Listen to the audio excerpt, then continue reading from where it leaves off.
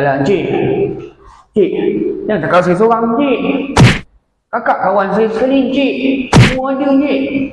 Nama kawan kau siapa? Alah Encik, Boy, Din, Mat, Api, semua Encik.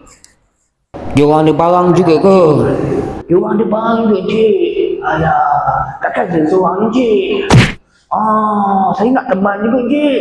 Mana boleh macam ni Encik. Aduh, amat Encik saya boleh tunjuk Encik rumah seorang-seorang. Dia orang duduk mana Encik. Alah Encik, jangan buat saya seorang je. Okey, betul ya. Kau bagi kerjasama. Tunjuk rumah diorang ya. Encik, Encik. Ya, saya bagi kerjasama dengan Encik ni.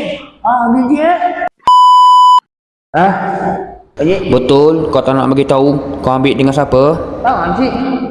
Dia tak kenal Encik. Nombor telefon dia? Dia tak ada nombor telefon Encik. Takkan dia tak pakai nombor telefon. Dia tak pakai nombor telefon Cik. Dia naik motor, lepas tu dia letak jumpa saya, lepas tu terus dia bilang. Tak Cik, dia tak kenal siapa Cik. Kau nak cover member kau ni. Ya, bukan saya cover dia Cik, saya tak kenal dia siapa Cik. Kalau saya kenal saya beritahu Cik. Ya ke kau tak kenal? Tak apalah, kau jawablah. Tak nak bagi sama. Pun Cik. Cik, macam mana Cik? Saya tak kenal ni Cik.